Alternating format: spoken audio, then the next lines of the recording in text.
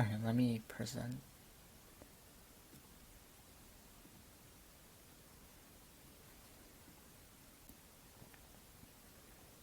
Okay, so today I'll be talking about simulation. Um, yeah, so basically, simulation in general is like pretty much like brute force. So there's no specific algorithm or formula. It like changes based on like different problems, um, different variations. So it's usually whatever comes like intuitively. So like whatever you like think of first, whatever seems the most straightforward, is usually the basis for simulation.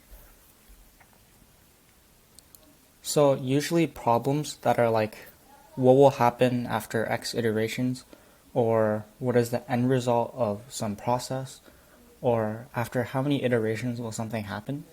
Usually in bronze, you can just directly simulate the process and then it should run in time. Sometimes you have to have some slight optimizations, but in general, it shouldn't be too bad. What this does mean, however, is that in general, simulation problems are very implementation heavy. So what that means is like you have to know what you're doing pretty clearly, and it like tests your like coding skills. So that means that the best way to get better at these types of problems is just to practice coding and just practice different types of problems. So on that note, I have an example here. I'll send a link in chat, and then you guys can look at it and then try and think about it yourselves.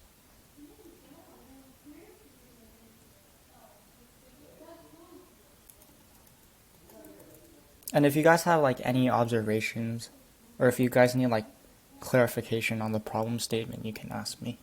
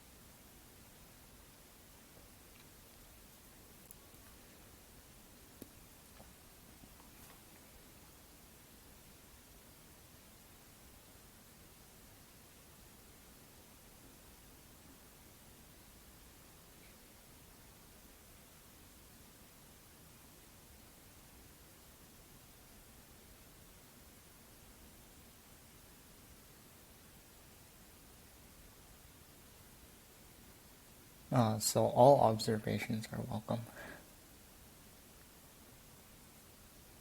So if you guys like have any ideas, then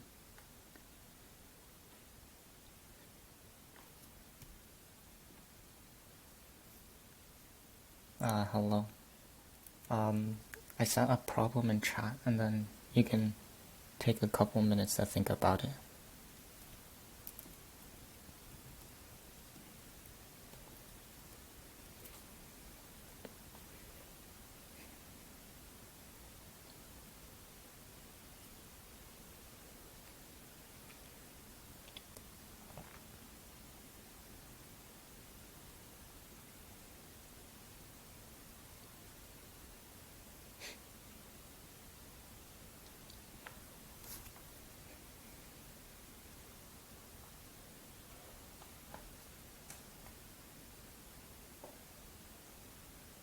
Yeah, yeah, that's pretty much how you would do it. So, let me go back to the slides.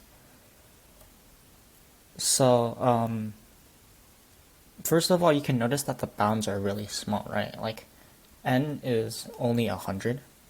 So basically, in other words, you can just check each mile. So you make each mile its own segment, and then you check at that point if their speed is greater, if Bessie's speed is greater than the speed limit. So yeah, it's like relatively straightforward. So because this topic is like slightly implementation heavy, I think I can just go ahead and code this up really quickly and like show you guys.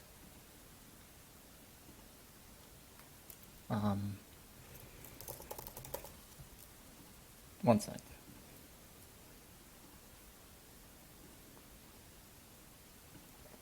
So if I share this, okay. Yeah, okay, cool. So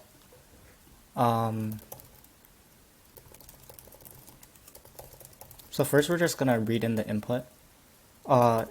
In competitive programming, I like to do this, where you just define a global variable for like the max size that your n can be, because we're gonna create an array. Let's call it speed limit, and then Bessie's speed. Right. So basically, at each point, we're just gonna check Bessie's speed and also the speed limit. So in order to do that, what we can do is we can have like current mile equals to 0 and n. So in competitive programming, a lot of the times we have like a lot of global variables. In general, this is like bad coding practice, but you'll find that the more you do competitive programming, the more you like have worse programming habits in general. But like, yeah. Oh, and also, this isn't really relevant for bronze, but once you get later on, there's something called unsyncing I/O. Now, honestly, if I'm going to be genuinely honest, this is kind of black magic to me. I don't really know exactly what it does, but what it does is it makes your input reading faster. So in general, it won't really matter too much in bronze, but it's just something worth noting. So yeah, we read in n. Then, yeah, so if we were to read in the input, one second, let me check what the input actually is. Oh, okay. Wait, oh, there's nm, my bad. So we have n. Actually, let me pull up the problem statement here. Okay.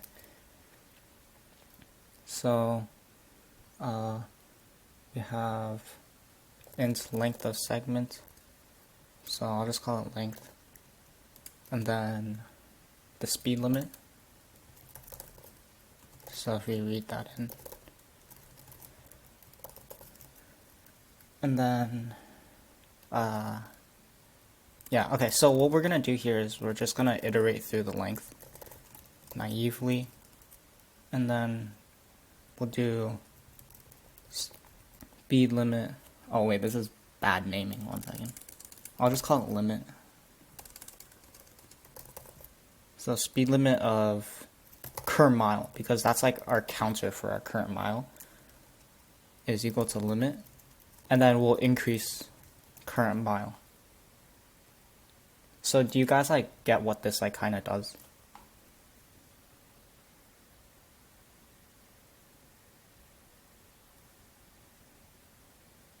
What was it called again? Which part? Sorry, I wasn't.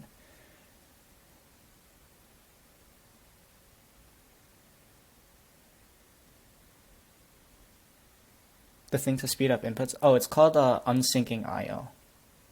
It's like this line here. Honestly, I don't think you really need it. But it's just good to know. You can find this on USACO guide, which is something I highly recommend because it's a good website and it helps a lot. So we're just gonna basically do the same thing again, except with Bessie speed.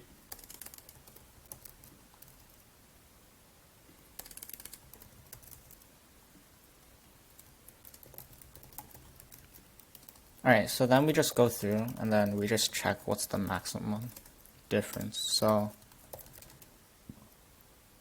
we're asked for the maximum difference, right? Yeah, okay. So yeah, this is something worth noting. You have to be careful what you initialize this to. Right now, the maximum difference is gonna be like, the delta is always gonna be positive. But if it could be negative, then you don't want it to be 0. You'd rather have it like as int min. Because otherwise, your answer could be less than 0. But you're going to cap it at 0 because you set your initial thing to 0. So you want to make sure that you know what to initialize it to. Does that make sense?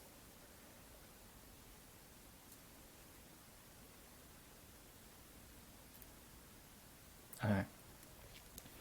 Yeah, so then we just have if Bessie speed of I.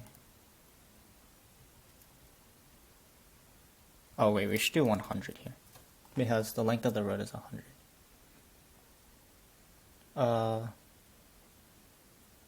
Yeah. Oh, and this, wait, yeah, this should be M, sorry. Okay, then if it's greater than the speed limit,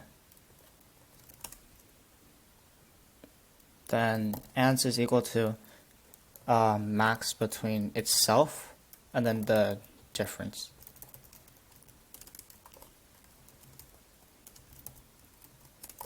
So this is also something like in general competitive programmers do.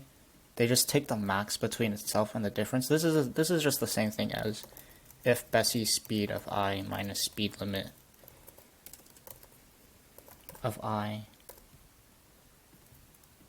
is greater than ants, then we set ants equal to this part. But this is just like more convenient to type, so yeah. And then output the answer. So theoretically, hopefully, this should work. Yeah. So, like, does that kind of make sense? Okay, cool. So this is like a pretty straightforward problem. Yeah. So if I go again back to the slides, I have some more problems because I think the best way to learn this is honestly just keep doing problems. So yeah, here's the next problem. I'll send it in chat.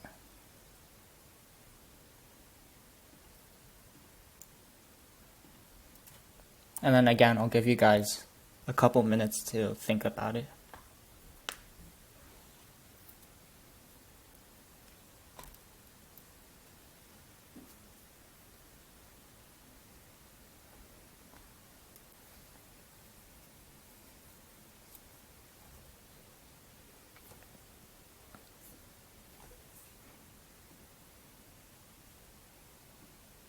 Again, any observation is worth saying.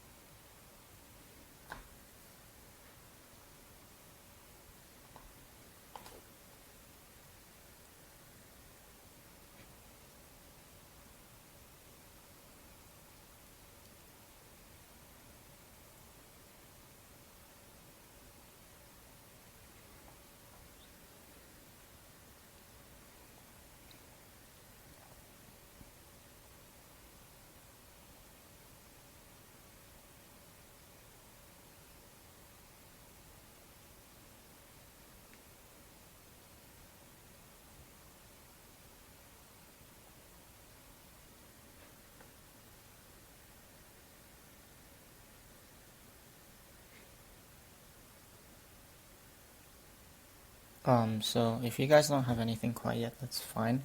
One thing to think about is, imagine instead of n pairs, we only had one pair. Then how would we do it?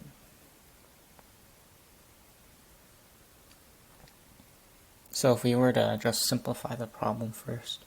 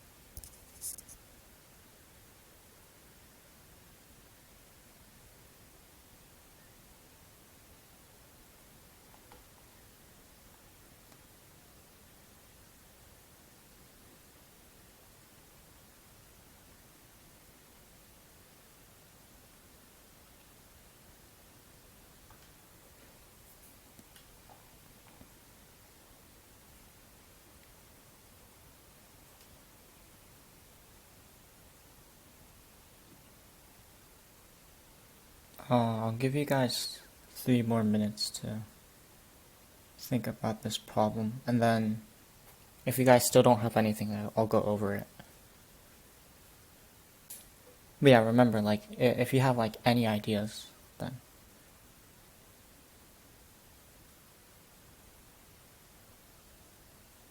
And again, my hint was consider just one pair instead of if we had n pairs. How would we solve that?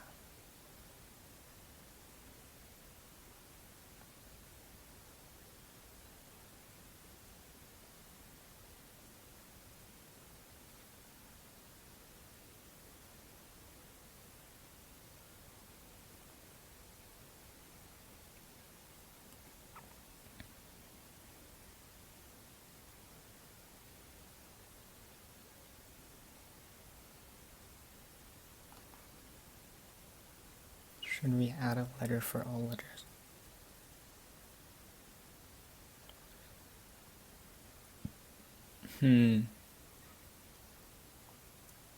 So we want it to be like worst case. So like regardless of which one shows up.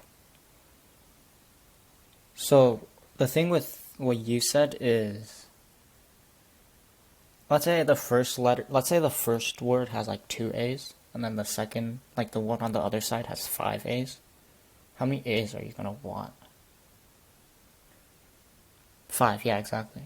So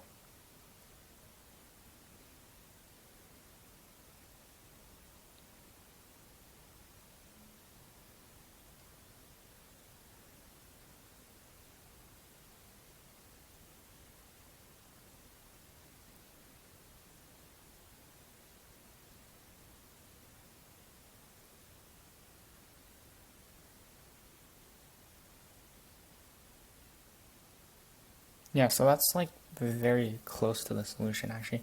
So here I have an example. Sorry, my handwriting is kind of scuffed. So let's just forget about like these for now. Like let's just consider the first one, right? So let's consider the letter A, right? So like I said before, here we have 1A, but over here we have 2 A's, right? So we don't know which side it's gonna flip on, right? But worst case, like the worst thing that can happen is that it lands on this side. And if this happens, that means we need 2 A's, right? But the thing is, this isn't like, this is, you can say that for any letter. So it could be for A, B, C, or O. So it's not restricted for specifically one type of character.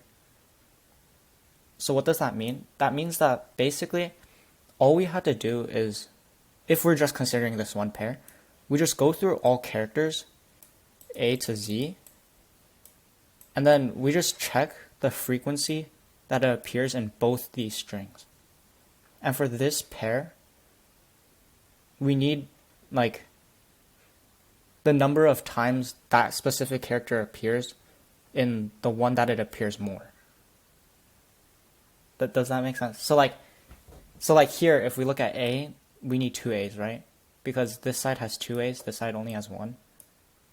Let's say, for example, this side also had a B, another B. Then we would need 2 B's, right? Because if it landed on this side, we would need to have 2 B's to spell this. Yeah, that's fine. It's okay. Did you get the problem link? I can resend it. Here. Yeah, so I'm basically just describing the solution right now. Yeah. So, yeah, so we just do this for all characters, and then we just find the sum, or not the sum, because we want for each character, right? So does it make sense, like, how you would do it for one pair? Okay. Yeah, so now, the second thing to notice is that each pair is actually independent. Like, the number of A's we have that we need for this doesn't affect the number of A's we need for this. Like, at first that might not make much sense, because it sounds like, oh, but if I have 5 A's here, then if I had like leftover A's, for example, but that's not necessarily true, right? Because we want to consider things like worst case. So we want to consider what's like the maximum number of A's that could possibly show up. So how would that happen? That would happen if the maximum number of A's showed up for this pair, the maximum number of A's showed up for this pair, the maximum number of A's showed up for this pair, and so on, right? So what that means is that for each character in every pair, we need the maximum number of occurrences of it between each string in the pair. Does that make sense? So like, for example, if I needed 5 A's here, then over here, let's say I had like another A and another A, then I'm going to need 3 A's here. To be actually correct, we only need 2 here, but like this 2 won't affect the number of A's we need here. And we can like relate this to like every single pair. It's not like restricted to just these 2 pairs. This holds true for all n pairs. And also it's not restricted to just the letter A. So we do this for every single character. Does the solution make sense? Like, does any part seem not clear?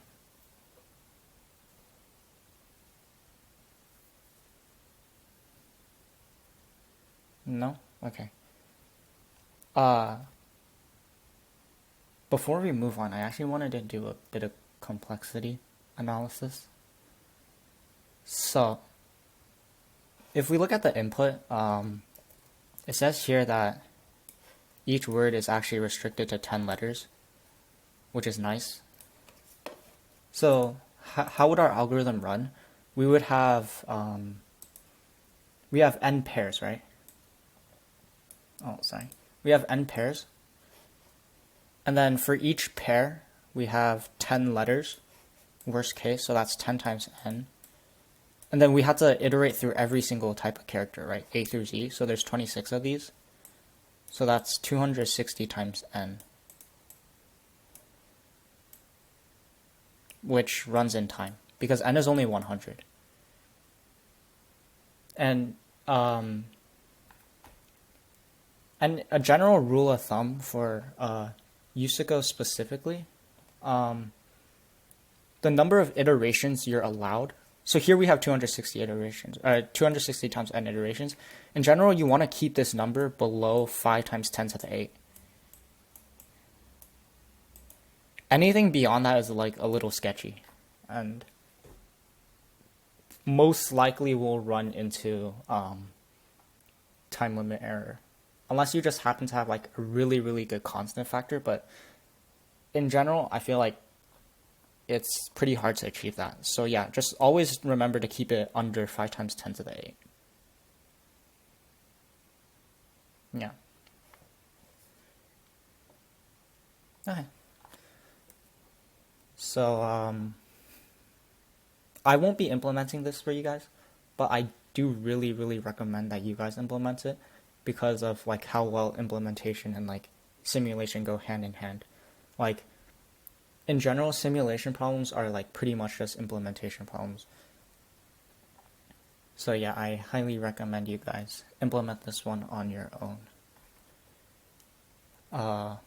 Yeah, so if we go back to the slideshow, I just basically explained this already. So if we only looked at one pair, then each character is just the maximum frequency between each one of the strings. And then if we had multiple, then it's just the sum for every character in every pair. So again, I have another problem. I know it's like a lot of problems, but I like I said before, this is like probably the best way to learn this. Is just keep on practicing. So yeah, I sent it in chat. I'll give you guys, we'll say 10 minutes to think about it.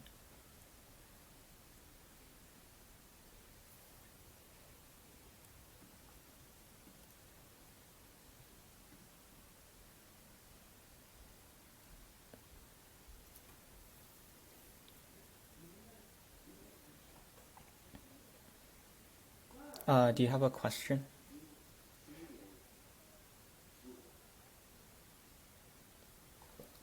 Oh, C++. Okay, so um, honestly, I don't really think you need like a specific book. Uh, Let me check. I think USACO guide has something on this. Um, I feel like for C++, you just like have to like practice using like I don't really know.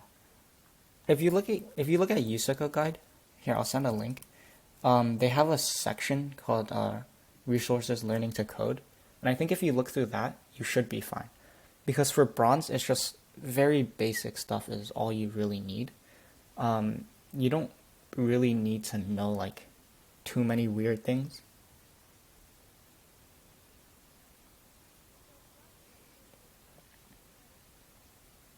C++ by far. Because so the funny story is that Java and Python get like certain problems if you have the right algorithm but you implement it in Java or Python, because of how like inherently slow the languages are themselves, you could still run into time limit error, even if you have the intended correct solution, which is kind of unfortunate. So that's why like I always recommend using C++. Pretty much everyone I know uses C++. I don't really know many Java users. So yeah. Yeah.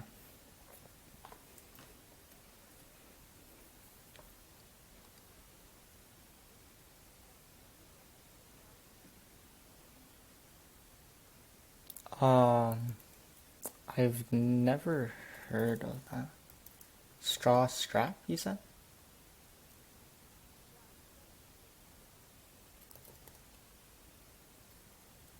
I've never heard of that before. Let me take a quick look at it. Like I said, I feel like you don't really need to know too much. Basically, all you really need to know for bronze is just basic conditions, reading in input, outputting stuff, of course.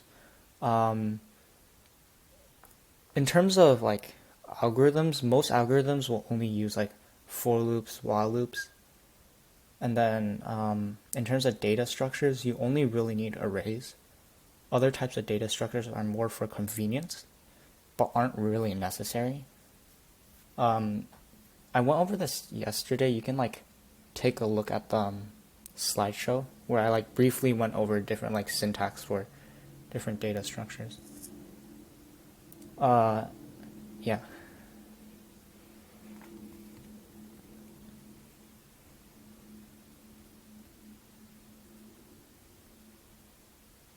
Yeah, yesterday's slideshow is in the Google Classroom if you guys haven't joined yet.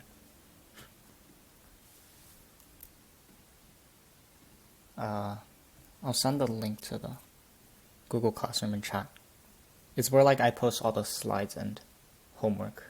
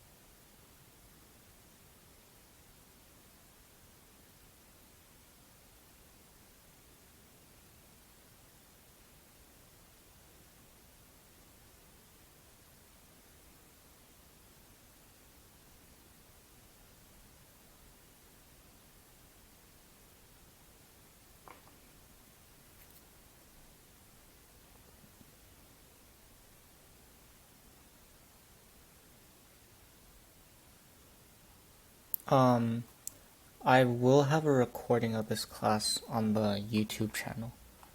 Again, hopefully by the end of today. And then on the Google Classroom, I'll post the slides. And the slides has the solutions to everything.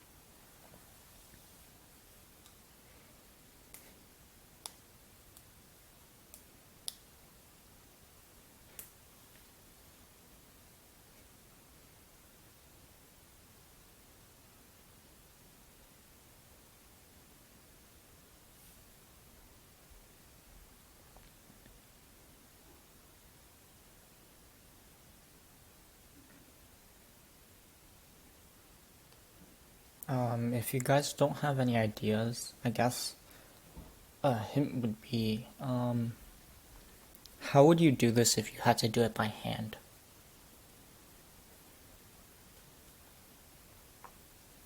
So just think of it like that way.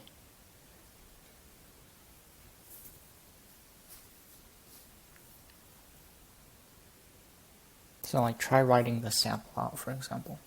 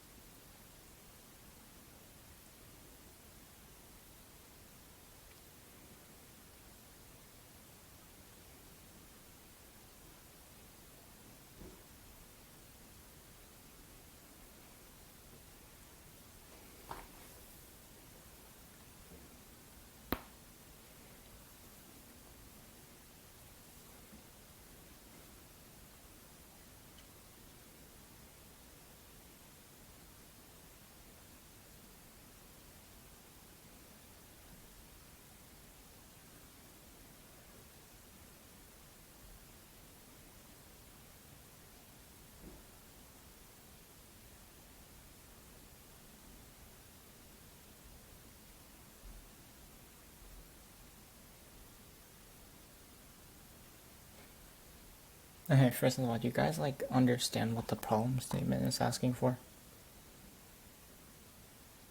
Like, is the problem statement clear?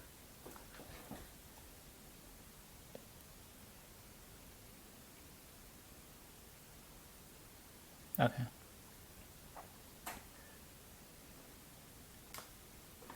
I'll give you a couple more minutes and then I'll go over it. If you guys still don't have any ideas. Reorder the notes. That's a great idea. Okay. Yeah, okay. So, technically this problem isn't strictly needed with sorting. Like, sorting isn't strictly needed. I think I'll go over a solution where you don't use sorting, but let's go over sorting first because you brought it up. So, this is like the day this happens.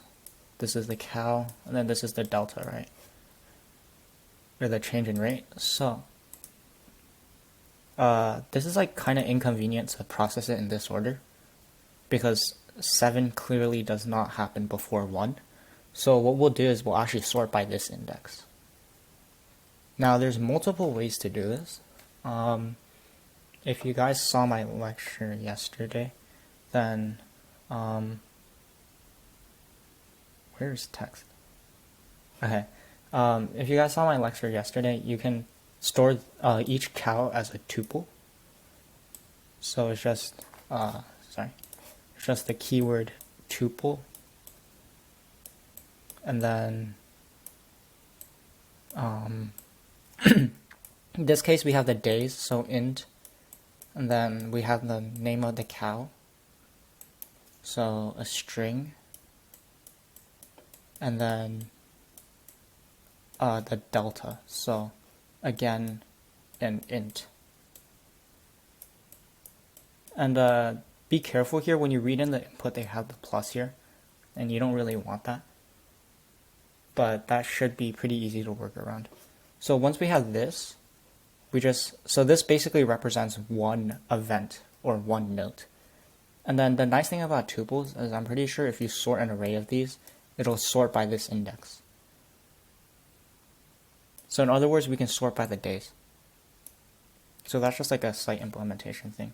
So let's assume we have them ordered now. So it'd be like, this is 1, this is 2, 3, 4. So now all we have to do is we just record the rates for each cow. So if we have Mildred, Elsie, and then Bessie here, initially they're all at 7, right? So the first event we process is this. So we see Bessie has an increase of 2. So we increase Bessie's rate to 9. And we see that Bessie is now the current leader. So initially I just made that, okay. Initially the leader is nobody. So you can just do like empty string, for example. And every time we make an update, we want to check if this cow is like the new cow in the lead. So in this case,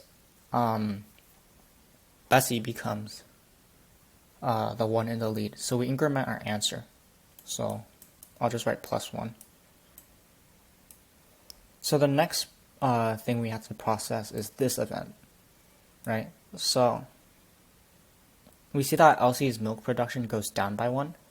So instead of the 7 here, we have a 6. And then again, we check, is Elsie the new leader? And clearly not, right? Because 6 is not less than 9. So we just keep the answer at 1. And then we move on to the next event. So this one. And here we have something interesting, right? So Mildred's gets increased by 3. So we increase Mildred's count to 10. And this time, Mildred's count is actually greater than Bessie's, right? Because 10 is greater than 9. So we'll increment our answer again. And then finally we have the last one. -1, so this becomes a 9. And we see here that Mildred is no longer like first. He's like tied for first. But like I'm pretty sure it doesn't change the actual like person on the wall. So we won't increment the answer there.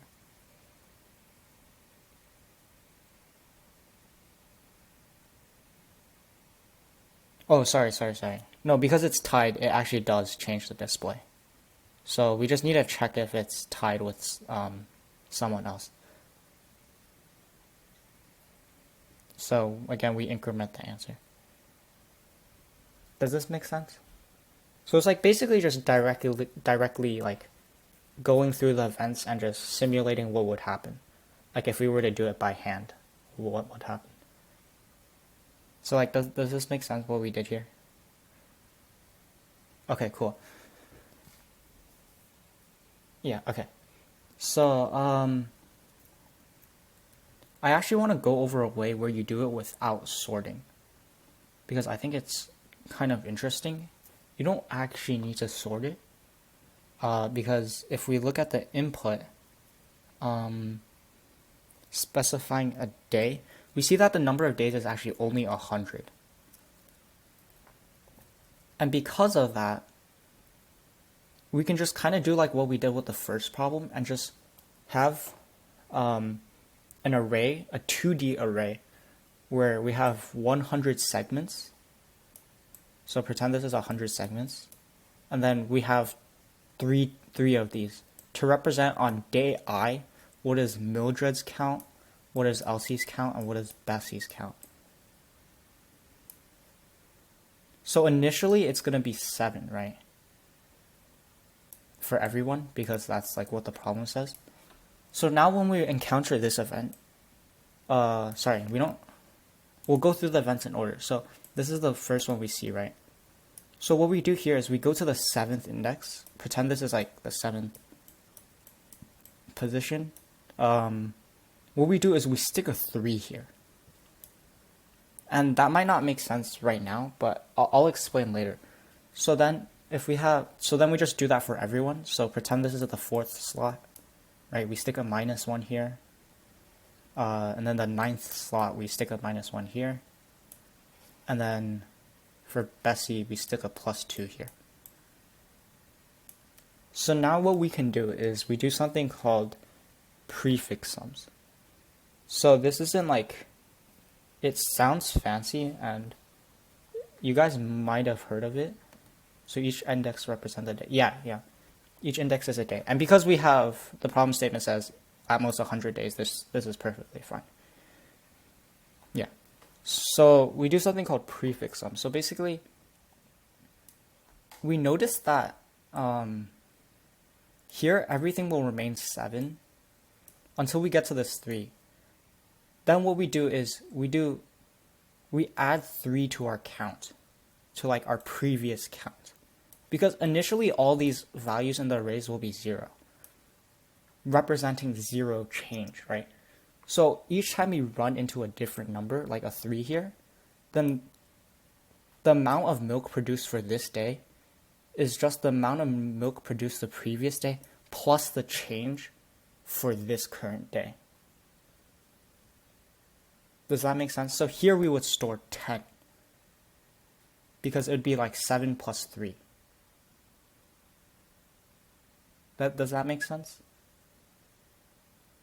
So like if we were to keep going, if we had a 0 here, like we have a 0 here, so then the number of the amount of milk produced on this day is equal to the amount of milk produced the previous day plus the delta. And in this case, the delta is 0, meaning like the amount of milk production remains the same. So our answer is so her production is going to remain at 10, right? Then the next day we run into a -1. So that means that the delta or the change in milk production is -1. So we take the previous day, so the 10, and then we subtract 1 from it and we stick it here. Do you guys like get the idea of how this works? So each time we're taking the sum of the entire prefix as we go. Does that make sense?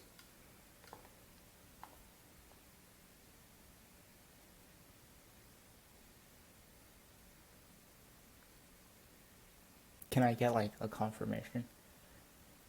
I can explain it again if like anything's unclear. Sounds good? Okay, cool. What about other people? Do you guys also get it?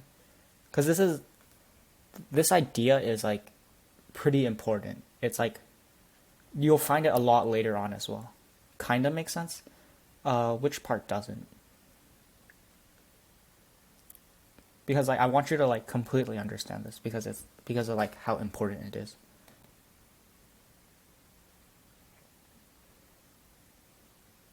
It's something you'll see a lot. Maybe not a lot, but like you'll see it quite often later on. So it's good to introduce this now.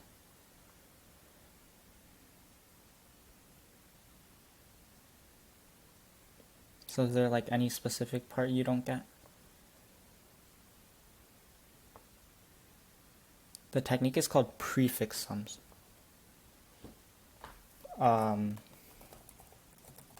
Yeah, because essentially we're just finding the sum of the prefix each time. Previous terms and the change, right? Yeah, exactly. Yeah. The sum, yeah. What's the quickest way to implement this? What do you mean by quickest? Like quickest as in like time complexity or quickest as in like time for coding? Time complexity? This is actually faster than the sorting one. Because I'll introduce sorting more later, but remember sorting is actually O of n log n. And that's like bigger than this. Because here we don't sort at all. We just go through everything in order. So this is actually only O of n. Whereas the one where we sort, because the sorting itself takes n log n, the overall complexity will be n log n. So this is actually faster way to do it. Yeah. But this way is much more intuitive, the sorting way. It's like a good first thought. So yeah, so we just do this process for all the cows. Faster way to implement prefix sums.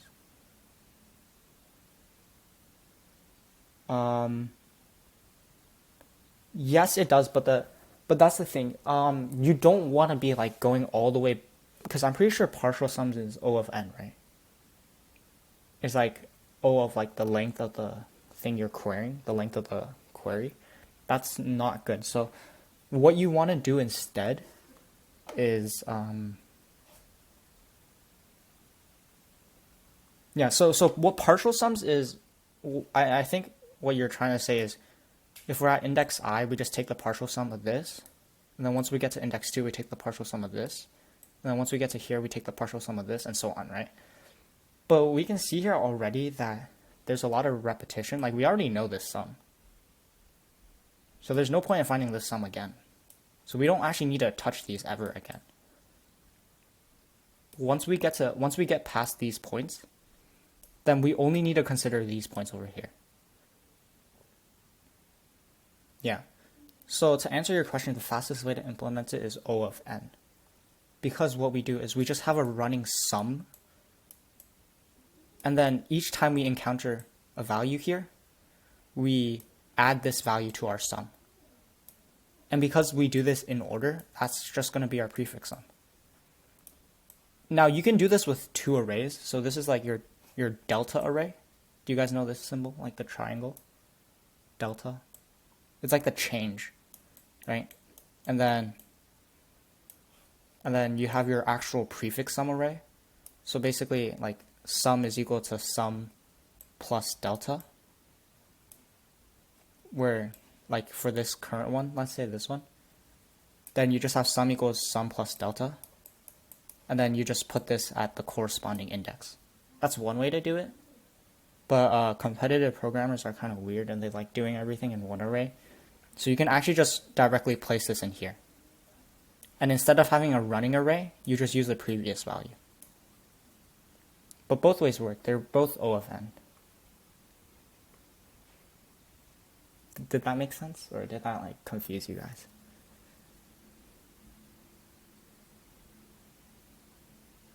Okay, cool. I have one more problem, but I want to take a 5-minute break first because we've been doing a lot of problems, and personally, I know how it feels. So yeah, we'll take a 5-minute break first. Google Meet has like a time limit where it only allows you to like have 1 hour. So I'm gonna close this meet and send another meet link for you guys to join that one. So after 5 minutes, I'll start explaining the last problem that I have for you guys.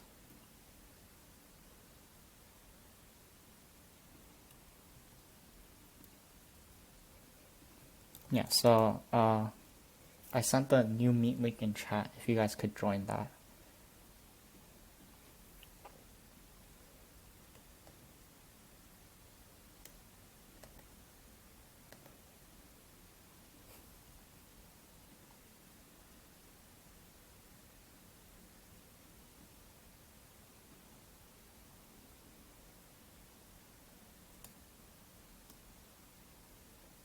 Okay.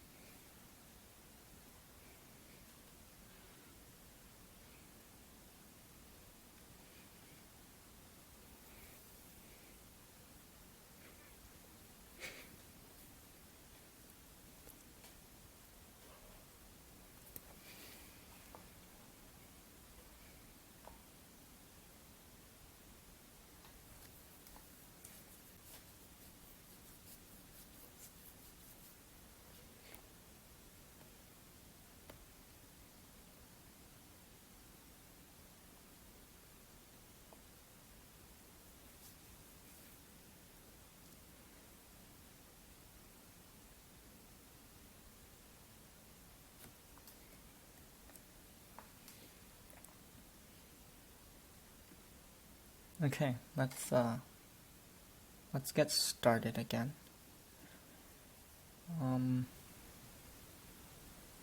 Yeah, so the last problem we have today is actually a code forces problem. I sent a link in chat. I just want to say a couple of things first. Do you guys know what code forces is? Like,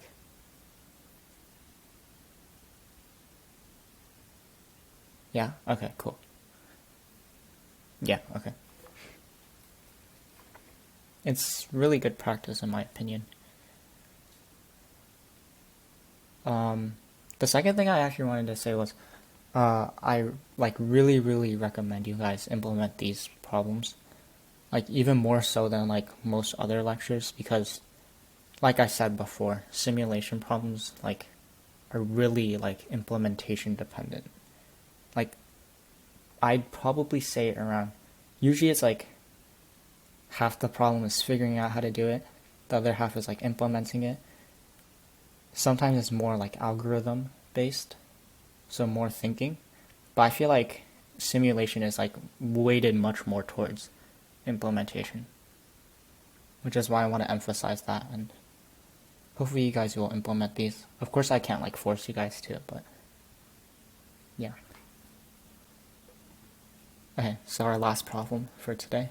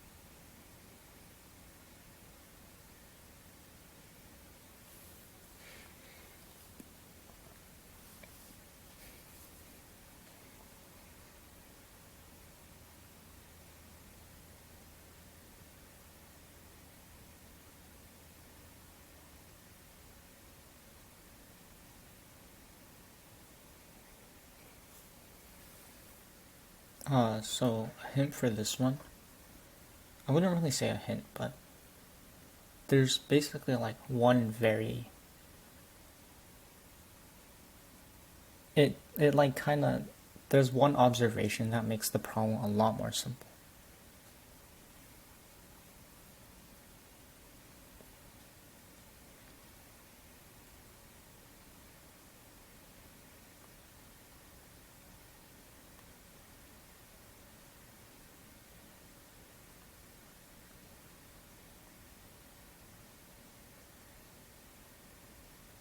Yeah, exactly. Yeah, working backwards. Yeah, so this is like kind of why I wanted to show this problem, because a lot of the times people will like get fixated on like one type of thing. So like, for example here, like just only working forward. But like that's why like I wanted to show this problem to like show you guys, in general you want to think more broadly rather than sticking to one specific thing. And that's like really hard. Like even like I also still kind of struggle with that, but yeah, it just gets better with more practice. So yeah, like what he said, we can work backwards. So if we have, so for example, instead of thinking we have the sorted array first and we're trying to transform it into the given array, instead we'll start with this and try and transform it backwards into this. So the key observation here is, because of like the way the problem is made, after you only, during the ith operation, you can only cycle the first I values, right? So what does that mean? That means that these values will remain unchanged if you were to process it backwards. Does this make sense? This is like very important. Because if we were working backwards and say we got to the fourth operation, then we will only be able to cycle these values, and so on, right? These values over here are fixed. They will always be here because we can only cycle the first I values. Does this make sense?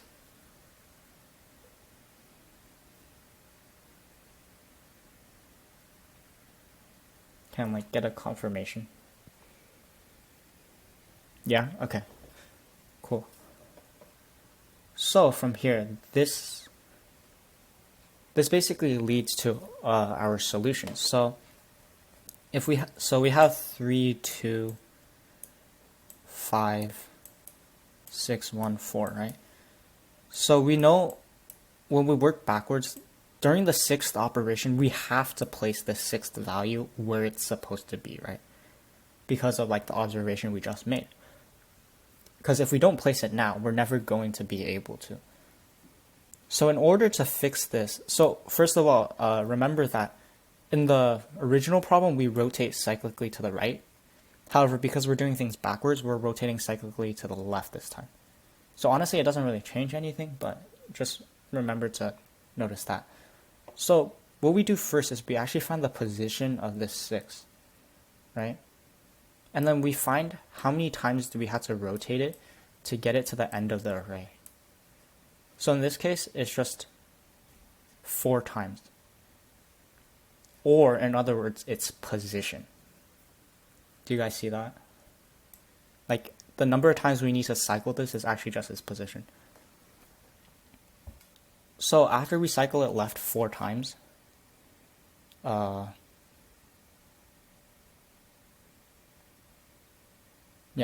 after we cycle it back 4 times, then our array will look like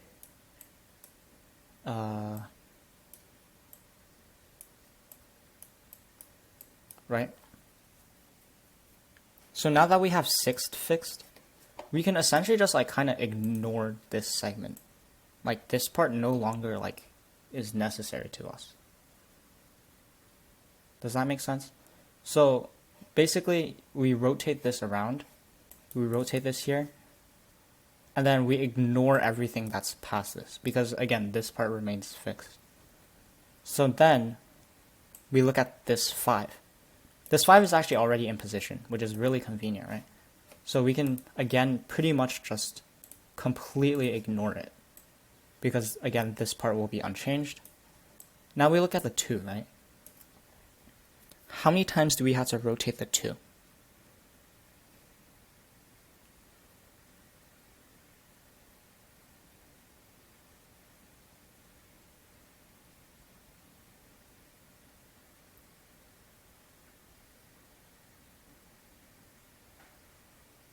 We just have to rotate it twice, right? Wait, what am I saying? Sorry. Wait, sorry, we look at the 4. We look at the 4. Sorry about that. Yeah, we look at the 4. My bad. Yeah, okay. So then once we look at the 4, we notice that how many times we have to rotate it? It's just, again, it's just its position. So we're going to rotate it twice. So what that gives us is we'll get 4, 1, 2, 3. And then all the rest of the numbers that we don't actually care about. And this time we include 4. So now we just have 3, 2, 1. And again, we look at the 3. We notice we have to rotate it once. So then we get 2, 1, 3. That's a weird looking 3. And then we ignore everything else. And then we finally have just this. And so yeah, that's pretty much the entire solution. Does this make sense?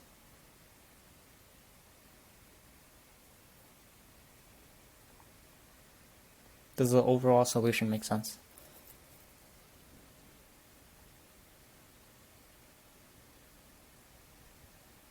Yeah, okay, cool. So again, a quick recap. The main thing here is thinking about it backwards. This is like, again, something you'll encounter quite a bit later on as well. Processing things in different orders than they're actually given in. So in this case, backwards. And there's actually quite a few like problems that I think are pretty cool that also that require processing things backwards. They're like slightly out of the scope of bronze, so I won't be going over them, but yeah. So just remember in general to like think broadly and just not get stuck on one specific idea. Cool. Okay. So do you guys have any questions? That's all I have for today. So if you guys like have any questions on today's lecture, or just like the course in general, you guys can ask me.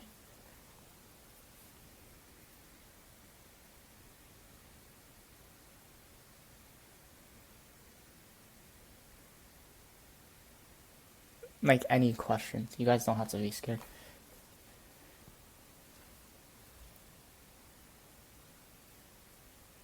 If not, before you guys go, a couple things. First, I will post the slides on the Google Classroom, and hopefully by the end of today, the recordings will be up.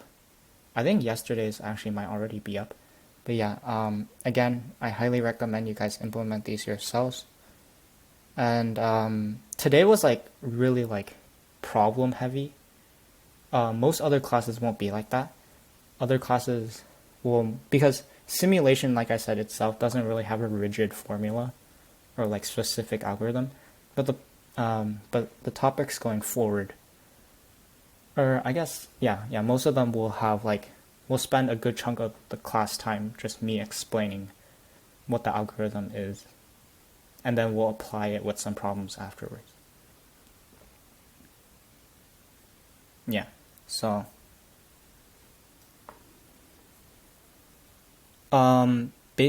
honestly, to be genuinely honest, I myself don't really know too much about C++, because in my opinion, you really, like, how would you define basic?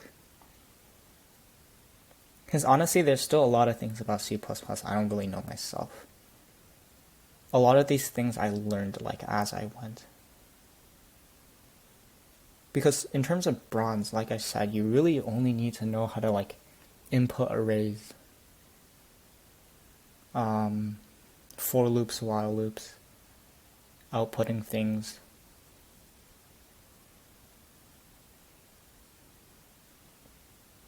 We will get to functions later when I teach recursion. I think that's something that's important, but like what would you define basic?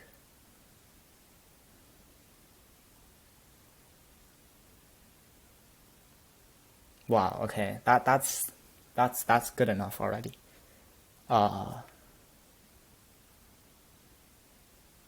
Honestly, pointers aren't even necessary, really. In general, pointers are disliked by competitive programmers because of null pointers and things like that, but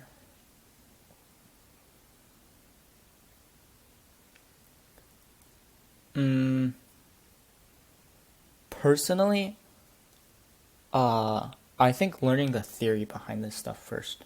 So like, just like learning what the algorithm does, and like some like standard examples of when to apply it, and then after that, doing problems that you know will use that type of algorithm to like really help you like learn how to implement it well. That's the best way to do it probably. It's the way I did it. But yeah, you like returning to the previous question, classes aren't needed either. Like specifically for bronze, like you can get away with just arrays. Like you really don't need anything else. But like I talked about some of this in yesterday's lecture, so where I went over like basic data structures, and honestly, even those I feel like aren't necessary at all. So yeah. You will see in editorial sometimes, like the USACO ones. They use something called structs. Have you guys heard of structs?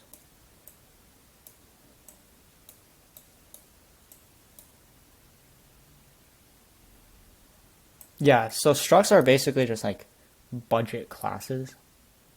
Um, you don't really need to know them. Like for example, remember that problem like with like the prefix sums and like the Bessie, Elsie, and Mildred? Like I'm pretty sure the official editorial solution uses a struct to represent each cow. But you don't even have to do that. Like you can just use 3 separate arrays. Classes? No. You can have methods in structs. Classes just have things called private and public variables. So variables that only within the class you can access. Yeah. And things that outside of the class you can access. Like if other people are confused about it, it's fine. Like I said, you really don't need it. I think honestly the best thing you can do for yourselves in terms of like C++ knowledge is just looking at arrays, vectors, pairs, and tuples. So tuples are like what I talked about a bit earlier. To like, yeah, to group inputs together.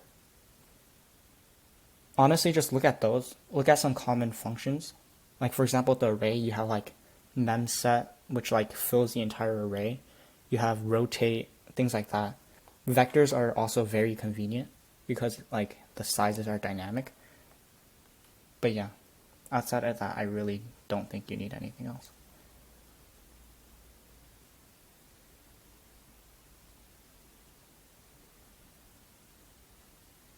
Any other questions?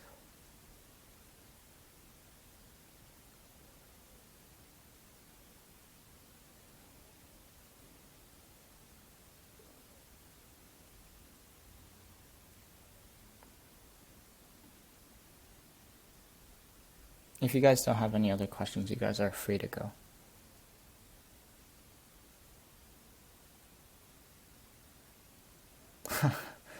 That is a question I can't answer. Yeah. Thank you guys for listening.